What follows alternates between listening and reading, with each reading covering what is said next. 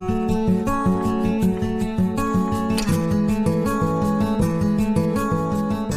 बच्चों, कैसे हो भाई। आज मैं आ गया हूँ अपना इलास्टिसिटी ऑफ डिमांड का चैप्टर लेके। ये इकोनॉमी का माइक्रो का बच्चों को ये चैप्टर बहुत टफ लगता है। बच्चे बोलते हैं सर इसमें ना जो आता है लाइनिंग वगैरह वो कैसे करते हैं। तो लाइनिंग वगैरह अगर देखा जाए ना, अगर दिमाग में आ जाए समझ जाए तो ये चैप्टर बहुत ईजी है हमारे लिए, अगर समझ में आ गया तो। क्योंकि इसमें इलास्टिसिटी ऑफ डिमांड ये बी है और डिमांड क्या है ए है, तो काफी मिलता जुलता है। तो ये है क्या चैप्टर, पहले तो वो जानते हैं। ठीक है, अब ये डिमांड, हमने बोला डिमांड किसके वजह से बढ़ता है, प्राइस की वजह से ऊपर नीचे होता है। पर लेकिन चेंज होता है वो, डिमांड चेंज होता है। तो डिमांड चेंज होने के लिए कौन से फैक्टर जिम्मेदार हैं, कौन से फैक्टर रिस्पॉन्सिबल है, वो फैक्टर्स को हम लोग यहाँ पे जो चेंज हो रहा है ना, डिमांड डिमांड चेंज किसकी वजह से हो रहा है, वो सब जो जिसकी वजह से चेंज हो रहा है वो सब किस में आ जाते हैं, एलास्टिसिटी में। किस में आ जाते हैं, एलास्टिसिटी। अब एलास्टिसिटी ऑफ डिमांड में अब यहाँ पे देखा जाए तो मेनली यहाँ पे कितने टाइप है, तीन टाइप। किसके, एलास्टिसिटी ऑफ डिमांड के कितने, तीन टाइप, याद रखना। अब स्टार्ट कर रहा हूँ, लास्ट तक बने रहना, पूरा चैप्टर दिमाग में जाएगा। अब इलास्टिसिटी ऑफ डिमांड में कितने टाइप बोला मैंने, तीन टाइप। सबसे पहला इनकम इलास्टिसिटी, दूसरा क्रॉस इलास्टिसिटी, तीसरा प्राइस इलास्टिसिटी। एक और बार, पहला इनकम, दूसरा क्रॉस, उसके बाद price. Income cross price, income cross price, तीन चीज याद रख ली, बस तीन याद हो गया। ये 5 मार्क का कॉन्सेप्ट आता है, अपने एग्जाम में 5 मार्क के लिए आता है। अभी इस चीज में बच्चे कंफ्यूज होते हैं, सर ये 5 मार्क के लिए तो आता है, इसको लर्न कैसे करें यार। Degree of responsiveness it refers to percentage change in proportionate. अरे ये कुछ नहीं, देख मैं सिंप्लीफाई किया मैंने, उसको देख समझ में आएगा। ठीक है, क्या लिखा है मैंने, इनकम इलास्टिसिटी में क्या होता है, दो चीजें लिखी है क्या होता है। पहला क्या होता है, चेंज इन क्वांटिटी डिमांड, और दूसरा चीज क्या होता है, चेंज इन इनकम। अगर डिमांड में चेंज होगा तो सामने वाले की इनकम में चेंज होगा। क्या बोल रहा हूं मैं, डिमांड चेंज हुआ तो इनकम चेंज होगा। तो उससे मेरा एक इनकम को मैं डिनोट करता हूं वाई से, हमेशा याद रखना इकोनॉमिक में इनकम को डिनोट करता हूं वाई से। तो एलास्टिसिटी यहाँ पे income elasticity is equal to percentage change in quantity change, इसको बोलते हैं डेल्टा। डेल्टा मतलब क्या होता है, change, percentage change in quantity upon percentage change in income, percentage change in quantity upon percentage change in income. अरे ये change हुआ कैसे मालूम पड़ा मेरे को, मैं कंपेयर करूंगा ना मेरे पिछले प्रोडक्ट से कि उसके प्राइस से। तो परसेंटेज चेंज कितना चेंज हुआ है मेरे प्रीवियस प्रोडक्ट से, divided by percentage change in income कितना चेंज हुआ है मेरे प्रीवियस इनकम से, आ गया। पर डिवाइड को मैं जब सॉल्व करने जाता हूं तो वो हो जाता है मल्टीप्लाई, और जब मल्टीप्लाई होता है तो इधर वाला ऊपर का नीचे जाता है। तो देखो y गया ऊपर, ये गया नीचे। तो मेरा फॉर्मूला क्या बना, delta quantity upon quantity into income upon delta income, ये बन गया मेरा। तो सिंप्लीफाई इनकम इलास्टिसिटी में मुझे 2 पॉइंट दिखाने हैं। और हाँ एक चीज याद रखना, मैंने इस चीज में लिखा नहीं है, इस चीज को आपको ना लिखाना पड़ेगा वर्ड्स में। क्या लिखाना पड़ेगा आपको, income elasticity is equal to percentage change in quantity upon percentage change in income. इस चीज को इसके पहले आपको शो करना पड़ेगा। मैं लिखा नहीं क्योंकि ज्यादा बड़ा होगा तो आप एकदम हाइपर हो जाओगे, इसलिए मैंने लिखा नहीं। तो इस चीज को शो कर देना, सिंपल बात है, उसी चीज को तो हम लोग लिख रहे हैं। ठीक है, सिंबॉलिकली हमने लिखा है। अब सेकंड वाला क्या आ रहा है, क्रॉस इलास्टिसिटी। क्रॉस में क्या होता है इसमें बात करते हैं हम लोग कॉम्प्लीमेंट्री गुड्स की। किसकी बात करते हैं हम लोग, कॉम्प्लीमेंट्री गुड्स की। अब कॉम्प्लीमेंट्री गुड्स मतलब कैसा, चेंज इन क्वांटिटी डिमांड किसी प्रोडक्ट का हो रहा है, चेंज इन क्वांटिटी डिमांड किसी प्रोडक्ट का हो रहा है, लेकिन change in price of other goods एक चीज है, और दूसरी चीज कंपटीशन में है, तो इसका प्राइस को कुछ ना कुछ होगा। मतलब मैं यहाँ पे बता रहा हूँ एग्जांपल बता रहा हूँ मैं, यहाँ पे शुगर ले सकते हैं हम लोग और जैगरी ले सकते हैं हम लोग, लिया हमने। टी ले सकते हैं हम लोग, कॉफी ले सकते हैं हम लोग। ठीक है, अगर टी का प्राइस हाई है तो लोग तुरंत कन्वर्ट हो जाएंगे कॉफी, उसका प्राइस कम है ना। तो ये वाला जो एग्जांपल है उसमें सुटेबल है एकदम बेस्ट। तो यहाँ पे cross elasticity is equal to percentage change in quantity A upon percentage change in quantity B. ये मेरा फॉर्मूला बनता है, ए मतलब पहला प्रोडक्ट टी, बी मतलब कॉफी, ऐसा आप कोई भी ले सकते हैं। तो इज इक्वल टू मेरा delta change quantity A upon quantity A divided by delta change in price of B upon price of B. ये मेरा कंपेयर करने वाला प्रोडक्ट है। अब जब भी मैंने बोला था डिवाइड को मैं सॉल्व करता हूं तो यहाँ वाला प्रोडक्ट ऊपर नीचे हो जाता है, तो ये क्या हो गया, delta change in quantity A upon quantity A multiply by price of B upon delta change in price of B, ऐसे करके हो जाएगा। बस इतना आपने को सॉल्व करना है, पर इसके पहले आपको वापस से वर्ड्स में लिखना है। क्या लिखना है, cross elasticity is equal to percentage change in quantity A upon percentage change in quantity B. इसके ऊपर लिख देना। ये भी हो गया। अब इस साइड आते हैं। अब यहाँ पे हम लोग बात करते हैं सेम प्रोडक्ट की। यहाँ पे हमने इनकम की बात की किसी भी पर्सन की, यहाँ पे हमने कॉम्प्लीमेंट्री गुड्स की बात कर ली, यहाँ पे हम लोग सेम प्रोडक्ट की, एक ही प्रोडक्ट की बात कर रहे हैं। तो उसमें क्या होता है, प्राइस में, प्राइस के वजह से तो proportionate change in quantity demanded upon proportionate change in its price. मैं किसी भी प्रोडक्ट की बात करूं तो हमारे इंडिया में डिमांड, जो चैप्टर पढ़ा हमने डिमांड से रिलेटेड है पूरा, ये सिंपल है, इसमें कुछ टफ नहीं। अगर प्राइस बढ़ेगा तो डिमांड कम होगा, प्राइस कम होएगा तो डिमांड बढ़ेगा, ये पूरा कॉन्सेप्ट वही है। तो क्या लिखा है, elasticity of demand is equal to percentage change in quantity percentage change in price। elasticity demand is equal to delta change in quantity upon quantity divided by delta change in price upon price। Compare कर रहा हूं मैं previous से। elasticity of demand is equal to delta change in quantity upon quantity into, अभी ऊपर नीचे हो जाएगा, price upon delta change in price. ठीक है, इस तरीके से ये मेरा 5 मार्क का क्वेश्चन होता है। पहला इनकम, दूसरा क्रॉस, उसके बाद प्राइस। अब आपको इस तरीके से भी आपने लिखा तो आपको 5 मार्क पूरा मिलेगा। पर ये चीज को इस तरीके से मत लिखना, इसको आप लोग थोड़ा फ्रेम करना, किसमें 3 से 4 लाइन में फ्रेम करके लिखना, तो आपको ज्यादा से ज्यादा मार्क्स मिलेगा। अच्छा ठीक है, चलो आगे चलते हैं। नेक्स्ट पार्ट इसका है types of price elasticity. Types of price elasticity. अब ना बच्चे ना इसमें बहुत कंफ्यूज होते हैं, सर ये क्या है, अरे क्या ड्राइंग, हम लोग ज्योमेट्री पढ़ रहे हैं क्या? अरे ध्यान से देख, ज्योमेट्री नहीं है, बहुत सिंपल चीज है, बहुत मजा आएगा। देखो देखो, प्राइस इलास्टिसिटी बोला तो कितने टाइप्स, 5। ये आता है बोर्ड में, ये चीज आती है। कितने टाइप बोले, 5। पहला परफेक्टली इलास्टिक डिमांड, दूसरा परफेक्टली इनइलास्टिक डिमांड, तीसरा यूनिटरी इलास्टिक डिमांड, चौथा रिलेटिवली इलास्टिक डिमांड, पांचवा relatively inelastic demand. Elastic inelastic, 4 तो इधर खत्म हो जाते, परफेक्टली और रिलेटिवली, और एक आता है बीच का यूनिटरी। ठीक है, तो सबसे बारीकी से देखते हैं कि को क्या है परफेक्टली इलास्टिक डिमांड, मतलब क्या। ये तो लिखना है मेरे को, percentage change in quantity demand upon percentage change in price is equal to infinite. क्यों? अगर मेरे प्राइस में, ध्यान से सुनना क्या बोल रहा हूं मैं, बुक में नहीं समझ में आएगा, यहाँ पे देखो, अगर मेरे प्राइस में स्लाइट चेंज हुआ, स्लाइट चेंज मतलब 20% चेंज हो गया, 10% चेंज हो गया, थोड़ा सा चेंज हो गया, मेरे प्राइस में थोड़ा सा भी चेंज हुआ या तो नहीं भी हुआ, स्लाइट चेंज मतलब 0, थोड़ा सा चेंज हुआ या तो नहीं हुआ, तो भी मेरा डिमांड कितना बढ़ रहा है पता नहीं। देखो देखो, दिख रहा है क्या, कहीं रुक रहा है डिमांड? नहीं। कहीं है क्या कोई लाइन? नहीं। कितना बढ़ते जा रहा है, मालूम हमको कहाँ रुकेगा, ये पता नहीं कहाँ रुकेगा। जब हमको नहीं पता डिमांड कितना रुकेगा, तो इसलिए डिमांड क्या है हमारा, इनफाइनाइट। डिमांड क्या हुआ, इनफाइनाइट, मतलब कि मेरे प्राइस में 0 चेंज या तो थोड़ा सा चेंज हुआ तो भी मेरा डिमांड क्या होते जा रहा है, बढ़ते जा रहा है, बढ़ते जा रहा है, कहां तक बढ़ेगा नहीं मालूम।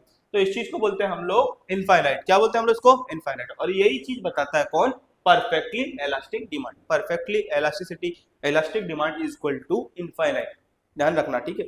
पहला कॉन्सेप्ट इस तरीके से, बिल्कुल घबराना नहीं है, सिंपल है। अब नेक्स्ट क्या है, नेक्स्ट है मेरा परफेक्टली इनइलास्टिक डिमांड। मतलब मेरा प्राइस चाहे बढ़े, मेरा प्राइस चाहे कम हो, ध्यान से देखो यहाँ पे, मेरा 20% चाहे प्राइस बढ़े या कम हो, कितना भी बढ़े, 1 2 3 जितना ही बढ़े, चाहे कितना भी कम हो, पर लेकिन डिमांड को फर्क ही नहीं पड़ रहा। देखो एक लाइन का डिमांड उतना ही है, तो चाहे प्राइस बढ़ा तो भी उतना ही है, तो चाहे प्राइस कम कर तो भी उतना ही है। जा रहा है क्या आगे लाइन, आगे लाइन जा रहा है क्या, नहीं जा रहा है, क्योंकि क्वांटिटी क्या है, फिक्स। क्वांटिटी डिमांडेड क्या है, फिक्स। क्वांटिटी डिमांडेड फिक्स है, चाहे तुम प्राइस कम करो चाहे प्राइस तुम बढ़ाओ। इसके लिए elasticity demand is equal to 0। Quantity demand क्या है, 0, मतलब उतना ही फिक्स रहेगा। ठीक है, कोई चेंज नहीं हो रहा, कोई चेंज हो रहा है नहीं, चेंज हो ही नहीं रहा, इसलिए क्या है, 0 चेंज। ये चीज कौन बताता है? मेरा परफेक्टली इनइलास्टिक डिमांड। ठीक है, यहाँ पे लिखना पड़ेगा elasticity demand is equal to percentage change in quantity upon percentage change in price is equal to zero, quantity change हो रहा है मेरा, इनटू प्राइस अगर 20 बढ़ा तो भी मेरा कितना होगा? जीरो। ठीक है, इस तरीके से मुझे बताना। नेक्स्ट मेरा क्या है? Unitary elastic demand. यूनिटरी बहुत सिंपल है, ये बड़ा मजा आता है लोगों को, वेरी बड़ा सिंपल। जितना प्राइस कम उतना डिमांड बढ़े, जितना प्राइस कम उतना प्राइस बढ़े। 50% कम हुआ तो 50% बढ़ेगा, मतलब 50% कम हुआ तो मतलब प्राइस कम हुआ तो क्वांटिटी 50% बढ़ेगा। तो यहाँ पे क्या हो गया? दोनों को अगर 1, तो elasticity of demand is equal to 1। Simple है, यूनिटरी। अब आगे चलते, आगे क्या है मेरा? फोर्थ वाला, रिलेटिवली इलास्टिक डिमांड। अब रिलेटिव इलास्टिक डिमांड में क्या होता है? अगर मेरा प्राइस 50% कम हुआ, मेरा प्राइस क्या हुआ? 50% कम, पर मेरा डिमांड 50% नहीं बढ़ेगा, 100% बढ़ जाएगा यार। मेरा प्राइस 50% कम हुआ तो मेरा डिमांड इतना ही बढ़ना चाहिए ना उसके हिसाब से, पर मेरा देखो डिमांड डबल बढ़ा, बड़ा डबल। इस चीज को बोलते हैं हम लोग रिलेटिवली इलास्टिक डिमांड। इसका हम लोग percentage change in quantity upon percentage change in price. तो देखो 100 चेंज हुआ है, 50% क्या हुआ? प्राइस कम, तो इसको डिवाइड करेंगे तो कितना आ जाएगा? Elasticity of demand equal to 2। ये ज्यादा है कि नहीं ज्यादा? एक से ज्यादा है, तो elasticity of demand is more than 1। ठीक है, नेक्स्ट आगे चलते। रिलेटिवली इनइलास्टिक डिमांड, ये क्या है? तुम्हारा प्राइस 50% बढ़ा पर डिमांड यहाँ पे 50% नहीं बढ़ा, सॉरी, प्राइस तुम्हारा 50% कम हुआ पर डिमांड यहाँ पे 50% बढ़ा ही नहीं, कम बढ़ा 25% ही। देखो 50% प्राइस कम हो गया तो ये भी 50% होना चाहिए ना इतना, पर ये तो देखो आधा ही हुआ, आधा हुआ ना। इस चीज को बोलेंगे कि मेरा प्राइस 50% कम हुआ पर मेरी डिमांड जो है 25% ही बढ़ी है।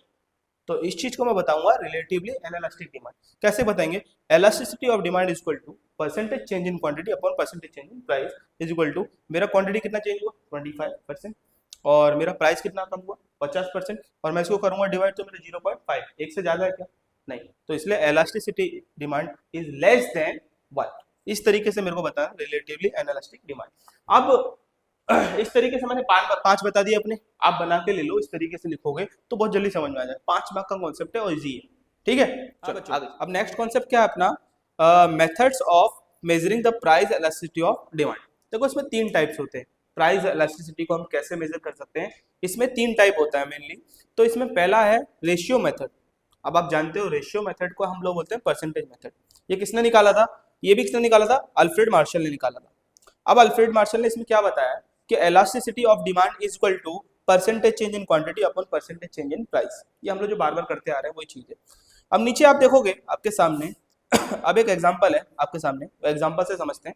एग्जांपल क्या है? आप देखो एक आपको कॉलम दिख रहा है प्राइस का, क्वांटिटी डिमांड का, और एक फॉर्मूला दिख रहा है। प्राइस देखो 20-25 है, क्वांटिटी डिमांड देखो 10 और 9 है, दोनों के बीच में डिफरेंस है ना। अब नीचे देखो क्या लिखा है, ओरिजिनल प्राइस क्या है? 20, न्यू प्राइस क्या आया था? 25, तो डिफरेंस कितना है?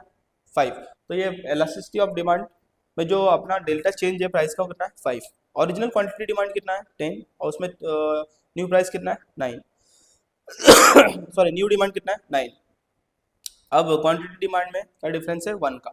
तो फॉर्मूले में डाला हमने कि elasticity of demand is equal to quantity delta change in quantity upon quantity into price upon delta change in price. तो मेरा क्वांटिटी कितना है? 1 चेंज वाला, इंटू 10 इंटू 20 अपॉन 5। तो मेरा देखोगे आप लोग तो इलास्टिसिटी ऑफ डिमांड अगर मैं मल्टीप्लाई करूंगा तो मेरा 20 इज इक्वल टू 120, 10 इंटू 5 50। अगर मैं इसको डिवाइड करता हूँ तो मेरा आंसर आ जाएगा 0.4। तो ये 0.4 ज़्यादा है कि कम है? 0.4 ज़्यादा है कि कम है? तो ये क्या है? कम है। तो इसको मैं लिखूंगा elasticity of demand is less than 1। Elasticity of demand is less than 1। अब सेकंड वाला क्या आता है मेरा? देखो सेकंड वाला देखो, टोटल एक्सपेंडिचर मेथड। अब ये टोटल एक्सपेंडिचर मेथड को भी किसने निकाला था? हमारे अल्फ्रेड मार्शल ने। अब इसमें फॉर्मूला दिया उन्होंने कि total expenditure is equal to price into quantity demanded. अब इसमें 3 चीजें निकालनी है अपने को, रिलेटिव इलास्टिक, यूनिटरी इलास्टिक और रिलेटिवली इनइलास्टिक। देखो कैसे फाइंड करेंगे हम लोग, ठीक है? कैसे फाइंड करेंगे वो देखते हैं। नीचे एक टेबल दिख रहा है आपको। अब टेबल में देखो यहाँ पे प्राइस दिया है ए और बी और सी प्रोडक्ट का। ए में 20, 10 और 20, बी में 30 और 40, सी में 50 और 60। अब क्वांटिटी भी बताया 6 और 5, 4 और 3, 2 और 1। अब मैं मल्टीप्लाई करूंगा 10 into 6 60, 20 into 5 100, 30 into 4 120, 40 into 3 120, 50 into 2 100, 60 into 1 60। तो अब देखोगे, आप डिवाइड करते हैं 60 बाय 100 को, तो इलास्टिसिटी कम आएगा 1 से, और मैं 120 अपॉन 120 करूंगा तो इक्वल आएगा 1 आएगा, तो 100 अपॉन 60 करूंगा तो मोर देन 1 आएगा। तो यहाँ पे आ गया ना, रिलेटिव इलास्टिक बोलता है कि elasticity demand is more than 1, unitary बोलता है equal elasticity demand is equal to 1, और हमारा इनइलास्टिक बोलता है रिलेटिवली कि ये होता है एक इससे बड़ा होता है, तो elasticity demand is less than 1। ठीक है, अब थर्ड वाला क्या है अपना, पॉइंट मेथड और ज्योमेट्रिक मेथड। ध्यान से देखना है, पॉइंट मेथड और ज्योमेट्रिक मेथड में ये भी किसने डेवलप किया है, हमारे अल्फ्रेड मार्शल ने किया है। इस मेथड को हम लोग ना इस मेथड को हम लोग पॉइंट मेथड या तो ज्योमेट्रिक मेथड, दोनों में से कुछ भी बोल सकते हैं। ठीक है, अब इसमें देखो फॉर्मूला क्या है अपना, point elasticity of demand is equal to lower segment of demand upon upper segment of demand, L upon U. अब इसको इसमें दो टाइप है, एक है लीनियर, एक है नॉन लीनियर। तो लीनियर वाला अच्छे से समझते हैं क्या है। लीनियर में देखो आपको एक आपको वो चार्ट दिख रहा होगा, उसमें देखो इलास्टिसिटी डिमांड में हमने ए और बी, एक ऊपर लिया है वाई एक्सेस पे लिया है ए, एक्स एक्सेस पे लिया है बी, उसके बाद हमने P2 लिया है, P लिया है, P1 लिया है। ठीक है, अब सबसे पहले हम लोग पहला पॉइंट लेते हैं, उसमें हम लोग P से काउंट करते हैं, बीच वाले मिडल से, P B नीचे डायरेक्ट और P A डायरेक्ट। अब एक डिस्टेंस को हम लोग 2 पॉइंट समझेंगे, और P से B तक का डिस्टेंस कितना है, 1 2, तो मैं 2 इंटू 4 ले लेता हूँ उसको, ऊपर तक का देखता हूँ मैं 2 2, कितना हो गया ये भी 4, तो मतलब कितना हो गया 1। तो मैं इसको लिखूंगा कि elasticity demand is equal to 1। अब देखो P पे मैंने लिख दिया। नेक्स्ट सेकंड वाला देखते हैं, अब मैं P1 से B तक लेता हूँ, नीचे वाले दोनों, और P1 से A तक लेता हूँ। देखो P1 से मैं B तक लूंगा तो सिर्फ 2 पॉइंट आ गया मेरा 2, और P1 से मैं A तक लूंगा तो 1 2 3 मतलब 6 पॉइंट आ गया। अभी मैं 2/6 करूंगा तो ये आ जाएगा मेरा 0.33, मतलब ये 1 से कम है, तो इसको बोलूंगा elasticity demand is less than 1। अब मैं आता हूँ थर्ड पॉइंट पे, इसमें मैंने लिया P2B से लेके P2A तक, तो P2B मेरा हो जाएगा 6 और P2A मेरा हो जाएगा 2, तो मेरा इसमें आ जाएगा 3, मतलब मोर than 1, elasticity demand is more than 1। तो इस तरीके से देखो मैंने वहां पे लिख दिया elasticity demand is more than 1। अब ये मेरा लीनियर वाला इस तरीके से आपको समझ में आ गया। नेक्स्ट आते हैं नॉन लीनियर पे। नॉन लीनियर भी क्या होता है, lower segment of the tangent और upper segment of the tangent. इसमें अपने को कुछ करना नहीं होता है, इसमें अपने को यूनिटरी, रिलेटिवली और इलास्टिक में देख के ना, जहां जहां हमने लीनियर निकाला है वहां पे अपने को कर्व बनाना होता है। क्या बनाना होता है, कर्व, याद रखना। ठीक है, और इस चीज को अभी लीनियर और नॉन लीनियर, यहाँ पे दोनों चीज को ध्यान से देखना। अभी नॉन लीनियर में क्या है, कर्व बनाना है आपको, देखो बीच में पॉइंट ई दिख रहा है तो उस पर देखो कर्व बना दिया। ठीक है, कर्व बना देना आपको, हर पॉइंट में जहाँ पे आपका आएगा वहां पे आपको कर्व बनाना है। ठीक है, इसके बाद मेरा कॉन्सेप्ट बचता है फैक्टर्स, और मेरा कॉन्सेप्ट बनता है इम्पोर्टेंस। ठीक है, ये आप लोग एक बार ना रीड कर लेना, आपको रीड करने पे समझ में आएगा। अगर नहीं समझा तो मुझे आप लोग कमेंट में लिखना, मैं इसके आगे की वीडियो बनाऊंगा। ठीक है, चलो, thank you so much for watching.